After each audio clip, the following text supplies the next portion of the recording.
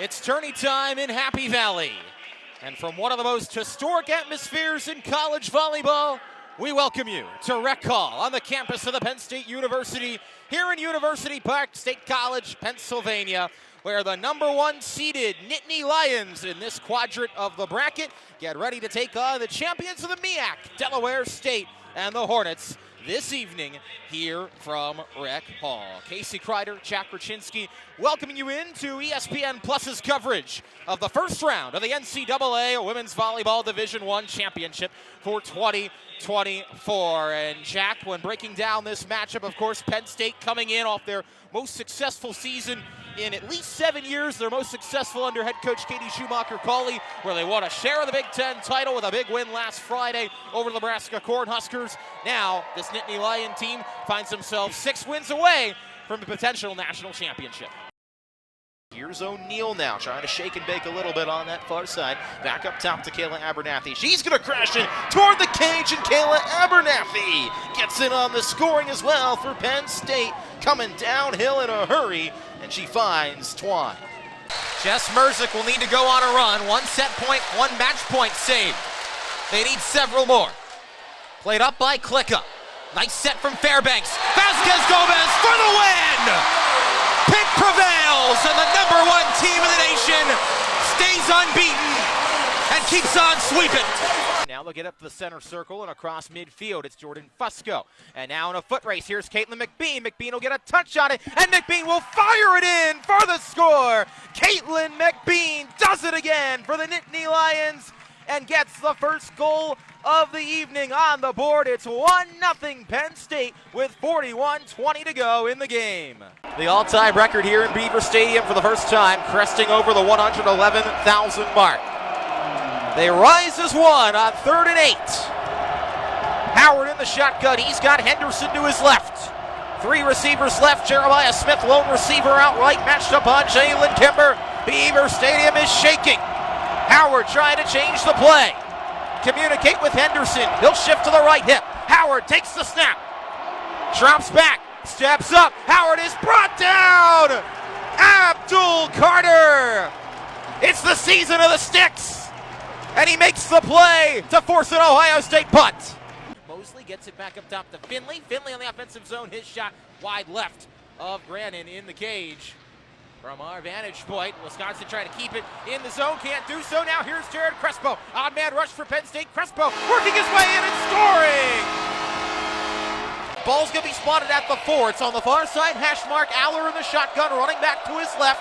Tyler Warren is split out to the right. Liam Clifford will come in motion to join him over there. Aller takes the snap, looking over the middle. Now taking off, up the gut. Aller diving for the end zone. He is in. Drew Aller scores up the middle for Penn State on the 4-yard keeper. And the Nittany Lions are an extra point away from tying it. It's 17-16 with 19 seconds to go in the first half. It's Martin behind the line. She'll serve from the far side as we see it for the Blue Jays, and she'll serve it to the right back in Grimes.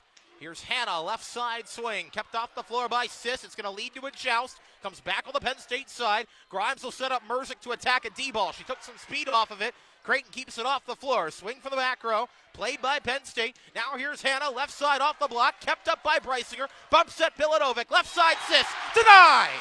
Taylor Trammell, and Izzy Stark on the block. Bird first has to make the first. And he won't! It rims out, won't fall. Offensive rebound collected. Gray for the tie! Oh my goodness! It's a long 2! It's a long 2! They say it's a long 2! And Miami Hamilton has won it! 53-52! They're your D2 men's USCAA champions for the first time in school history! 3 cars in a clump half a mile from home. Fernsler to the outside of Stoyer for the lead. Matt Fernsler rounds him up. They'll be wheel to wheel coming to the white flag. Side by side. Stoyer on the inside. Fernsler on the outside. Neither driver going to give an inch. Final set of turns. Fernsler tries to crowd him down. Stoyer makes contact. Fernsler from the outside, and Matt Fernsler's your winner in the Mount Gretna Roller Rink 270 makeup feature. Trying to help Salem go out in front. This is set on a ride out to right field, and bye-bye! Everything comes up roses for Hunter Rose. It's a grand slam in the bottom of the second, and Salem, just like that, is up 4-2.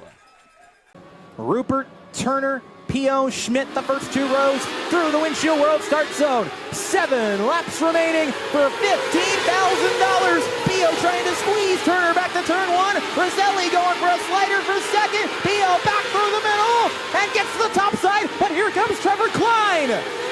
Oh my goodness, 4 wide off the turn. Klein to the runner-up spot. Somehow. Bradley Brown round the bottom. P.O. keeps his foot in it. Round the high side. He's got third for now. Alex Rupert's checked out. He is absolutely gone with 5 laps to go. But this racing second on back is bananas. Back at you here on the USCAA Sports Network for our post-game interview with the player of the game as Apprentice is off to the championship for the second time in the past 2 years. And, of course, Donovan Means, you've been a part of that, and you were a big part of the win tonight for this Builders team. 30 points, just too shy of a career high for you. Yeah. And that came despite a bit of a slow start. So I'll ask you, and I'll kind of start with that first. When the shots weren't falling early on in that first half and you guys were down to Berkeley, how did you keep yourself composed and eventually get yourself back into the ball game, leading to that offensive explosion that we saw? Well, basketball is a game of runs. So, if I got guys on the team that can score, that can hold the weight, I just kind of let the game come to me and just wait for my opportunity. In the second half, it was my opportunity. Shots started to fall. Guys started looking for me. It worked out in the end. It seems like in both games this weekend, going back to Tuesday against Southeastern Illinois and now tonight, you guys have come out with a whole new intensity out of the locker room. How much of that can be attributed to your first-year head coach and Michael Gainey Jr. and how he gets you guys ready to go? I mean, he's passionate, and, being a first-year coach is not easy. It's not easy to come back and, make it back to the championship again. So the fact that we've done it, just shows the hard work we're putting in. He's bringing in effort, energy every day in practice. Even in warm-ups, he's the loudest one on the team. So, it carries on to the guys, and we just try to portray that energy through the game. Your player of the year, fellow All-American, had to one-up you. Adrian Wall finishing with 31, but you guys combining for 61 points. Adrian, of course, a senior, you a sophomore. How much has he provided a little bit of a mentorship role to you, and what's that connection been like with him and then also, of course, with your other teammates as you guys have made this run to the championship game again? I mean, just showing the composure. He's a guy, you can't really speed him up, what I'm saying? He's a composed guy. He plays his game regardless of, the defensive intensity. So, I kind of picked that up from him and just learning how to score the ball in clutch moments, I'm saying? Understanding when to put the ball in the basket and which shots to take and where guys like to be. So I got to ask you about 18 minutes or so till the other game tips off over there between Lyon and Willem. Are you guys going to go over there to try and check it out, or what's the scouting plan before you guys get ready to go for the championship game tomorrow at 8?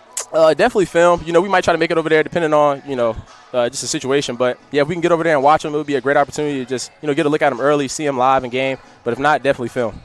Well, Donovan, congratulations. Appreciate you guys it, back to the championship game for the second year in a row. Donovan Means with 30 points for the Apprentice School Builders this evening. We'll let you go celebrate with your team. Appreciate it, man.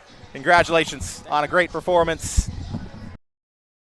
Minnesota offense humming like a well-oiled machine. Ball spotted at the Penn State 41 as Brosmer takes the shotgun snap, drops back, steps up, fires over the middle. Incomplete pass was a little bit high for Minnesota. Was in the direction of Coy Parrish in the game on offense for Minnesota, but a little too high in his direction. That's a new wrinkle. Well, how about that? You see a lot of Tyler Warren and it's kind of got his fingerprints on everything in the offense for Penn State. Coy Parrish getting involved in the offense and defense. A fan favorite here in Minnesota. That one just a bit too high. Otherwise, that could have been another big gain. Second down and 10 will be upcoming. Line to make is the Penn State 31 for Brosmer as he sets up in the shotgun. He'll shift Darius Taylor to his right hip. And he'll prepare to take the snap as Brosmer will hand it off to Taylor. Taylor running left and trying to turn the edge. He's brought down. Gain of a few for Taylor as he's tackled at the 37-yard line. It'll be a 4-yard gain. Third down and 6 upcoming for the Golden Gophers as A.J. Harris on the tackle. Nice job by Keziah Iser, kind of getting a little bit to the inside and forcing Taylor to bounce it back inside a little bit earlier than he would have liked, and he ran into a couple of Penn State defenders. Otherwise, he had a lot of open grass. Minnesota, the offensive line is doing its job so far, giving Brosmer time to throw, and the running backs space to operate. Brosmer's got an empty set. It is 3rd down and 6, 10:23 to go in the opening quarter. Brosmer takes the snap, drops back, fires it quickly to Taylor on the screen, and Darius Taylor's going to be brought down close to the line needed. I think they're going to spot him about a yard short, as the quick hitter to Darius Taylor is going to lead to a 4th down and 1. Well, Minnesota, you can see the fans into their feet. Looks like they're going to go for it. The highest conversion rate on 4th downs this season, 7 for 8. They're going for the 9th one right here, but just about a half-yard gain. They were 14 for 17 last year. They've continued that here, and you mentioned 7 for 8, Josh, as Brosmer sets up in the gun. He's got Taylor to his left, needs 1 yard, handoff coming to Taylor. Taylor's going to break out of a tackle, and he's going to be brought down past the 20-yard line. Tyrese Mills and Jalen Kimber on the tackle, but Taylor, the second effort to evade the first tackle, pick up the 1st down. Minnesota's in the red zone. Fantastic blocking up front and on the outside, the wide receiver blocking ability for the Minnesota Golden Gophers. Taylor almost broke that one to the house. They have been humming like a well-oiled machine. You could be saying they're rowing the boat, as they love to say here in Minneapolis. But all in all, fantastic opening drive for Minnesota so far. Ball's going to be spotted right at the 20-yard line. Brosmer will set up under center. He's got Marcus Major behind him. Brosmer takes a snap, makes the give to him. Pressure from Dennis Sutton. Pass is trapped. It is trapped by Jamison Gears inside the 10. Gears would have had an opportunity to get down close to the 5-yard line had he held on. But Jamison Gears, who had a big performance 2 weeks ago against Rutgers, but lost that crucial fumble in the 4th quarter, can't come up with the pass there. Well, Penn State kind of has to breathe a sigh of relief. They have been all out of sorts. You're seeing a lot of open space over the middle of the field. The heart of the Penn State defense has been wide open, and Brosmer, another great throw, just an unfortunate incompletion. But this wide receiver in the passing attack has really opened up the running game as well for Minnesota early on. Marcus Major still alongside Brosmer. He'll shift to his right hip as Brosmer takes the shotgun snap. He'll give it to Major running left. Major finds a seam. Marcus Major's going to score for Minnesota. A 20-yard touchdown as the former Oklahoma Sooner finds pay dirt, and Minnesota rows the boat all the way down the field on their first drive of the afternoon. Serving sub Quinn Menger checks in for the first time this evening. 14 service aces over the last 5 matches. Penn State did not ace Nebraska a single time across the 2 matches last season. Here's Andy Jackson on the slide, and she gets the kill off the block of the net of Hannah and Trammell. Andy Jackson attacking on the slide is one of the absolute best in the country. The sophomore for the Huskers puts them up 8-7. Yeah, watching Andy Jackson last year in the NCAA tournament was just filthy, just to see what she could do as a freshman and to feel that she's only going to develop from there. Leads the Big Ten in hitting percentage at .445. Andy Jackson is going to be a key player for this Nebraska team tonight. Native out of Brighton, Colorado. Here's the serve from Harper Murray. Played up by Faldudo. Merzick attacks in the back row, takes some speed off it. Bergen Riley got the first touch on it for the Cornhuskers. Landfair gets it through. Now here's Hannah, left side pin, off the top of the Cornhusker block. Riley will set up Landfair, left side. Merzick keeps it off the ground for the Nittany Lions. Grimes will have to set Hannah right into the block, and Nebraska gets it down with Riley and Jackson sealing off Hannah on the left antenna. And Nebraska's trying to play Penn State further off the net. You can see it going in their favor. They're now up 2. Nebraska really doing a good job, and Coach John Cook with those in-game adjustments of how to defeat this Nittany Lion team. 9 serving 7. It's going to be 8 serving 9 as Harper Murray sends her serve out of bounds for the Huskers. First service error of the night for either team, and it'll put the freshman Izzy Stark behind the line for Penn State. What more can you say about what Izzy Stark has done this season? Second the Big Ten in assists per set, only to Bergen Riley. They split Big Ten Setter of the Week last week. She put some pressure on the back row there. Landfair tips it over from the left side. Now here's Trammell attacking out of the middle, kept off the ground one more time, and Landfair pays it off. That was an excellent up by Lainey Choboy for Nebraska. She had a couple, and it set up Landfair for a swing from the left side. She put it into the hardwood, 10-8. Yeah, Nebraska lost Allie Batenhorst last year to the transfer portal. So what do? Get someone as good as her, Taylor Landfair, in the conference, one of the best players in the Big Ten at Minnesota. So John Cook goes, oh, how about you join my team? And she's making an impact right away. She's got 2 kills and 7 swings, hitting .286. Now Nebraska serving sub. Kennedy Orr is in the game. That one bounced off the net tape. Merzick still able to come up and play it, and Taylor Trammell gets the kill quickly out of the middle for Penn State. It's 10-9.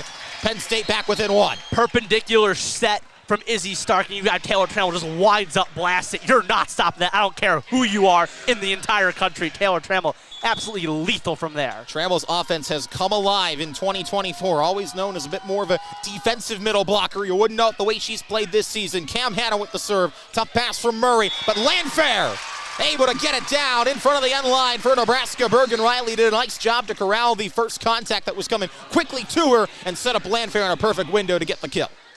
Yeah, it's going to be a lot of that defense in that back row. I saw Jocelyn Nathan last week against Rutgers have a really strong performance, really kind of blossoming into that starter role, but he's going to really need to step up alongside Jillian Grimes in that back row here. Bergen Riley serving from the near side for the Cornhuskers, 11 serving 9. Here's Merzick with the swing, kept off the floor by Murray. Back set to Beeson. Beeson is out of bounds, no touch. Penn State gets another point back. It'll be 10 serving 11 as we continue to go back and forth on the seesaw and swing the pendulum here from Rec Hall in the opening set. Jillian Grimes leads this Penn State team in service aces, 34 this season. She also led the team last year. Reigning Big Ten Defensive Player of the Week for the first time in her career. She'll serve Landfair for the Cornhuskers, and Huskers try to keep it off the ground. Beeson just had to punch at it for a free ball opportunity for Penn State. Cherovicius attacks on it, and she got it. Caroline Cherovicius feeling it against her former team early on from Rec Hall. She's got 3 kills, and we're tied at 11. Turner to the top side. He's got second. Rupert is boxed in as Dominic Schmidt will fight to the inside for the third spot. Here comes Dominic throwing the 08 up the bank, and Rupert easily crosses under, so too does P.O. Schmidt back in line in spot number 5 ahead of the Kyle Lick machine. Dylan Contra around the bottom is the first car on that lower groove in the 12 car. He'll fight Kyle Lick for spot number 6. Back down to the turn. Matt Donnelly on the upper groove back there as well. Jacob Severn, Marty Bryant at the edge of the top 10. Here's a slider from Schmidt on P.O. Big bomb from the 08. P.O. easily crosses. Contra now trying to take the final spot. Top 5 from the bottom. Kyle Lick all over the back bumper on Schmidt. All right. As was the case last night, it's Bruno versus Turner. How's this one going to play out if it gets into a long green flag run? That last lap, Turner was a 10th and a half quicker. That 26 with the right rear plastered on the guardrail for the driver from Concord, North Carolina. A little bit faster than Bruno that last lap, but not quite as much, an 11.7 to an 11.6. And Bruno scampered away by a few car lengths on that occasion. Lap number 8 quickly on the board. Turner falling off the back of that Evo fuel injection. Hyper Racing number 5. P.O. a slider on Rupert. Back for the third spot. Alex back into the final podium place in the dirt crossover. But got her right there, putting a challenge on that 5 machine. Lap number 10 goes on the board. Dominic Schmidt, big time slider on Dylan Contra as Contra has abandoned the bottom, moved to the top shelf. In the top 5 goes to 12. Kyle Lick now trying to creep around the lower groove. He'll follow Dominic through 3 and 4 as Contra back to the inside groove, and that might cost him a spot. As here comes Schmidt for the 5th position. That's the best racing further up in the field right now, but I'll tell you what, the leaders are going to hit lap traffic here in a hot set. 12 laps complete, still 18 to go. Christian Bruno can see Nolan Laser, Matt Coffey, and Jack Frazier ahead of him. There's the bottom, there's the top, there's a lot of room through the middle. We'll see what Christian Bruno decides to do as he catches Nolan Laser, not at a great spot, right in the middle of the corner. We'll pull the pin to the inside on the 3L, and a race in lap traffic begins with Bruno leading and Turner in hot pursuit. 8 and a big-time slider on the Nolan Laser machine. He's got spot number 2 still, and now no lap cars between himself and Christian Bruno. 2 lap cars directly ahead of Christian are pounding the top side. That's Coffey in the 31C. He'll go to the bottom now. That frees up the top for Bruno. Bruno kind of slid himself though, thinking Coffey was going to go to that low groove. They nearly made contact coming under the flag stand. Eventually Bruno gets past, but Turner is right on his tail tank. 13 laps to go. That's Matt Francis up ahead now that Bruno will slide and put a lap on.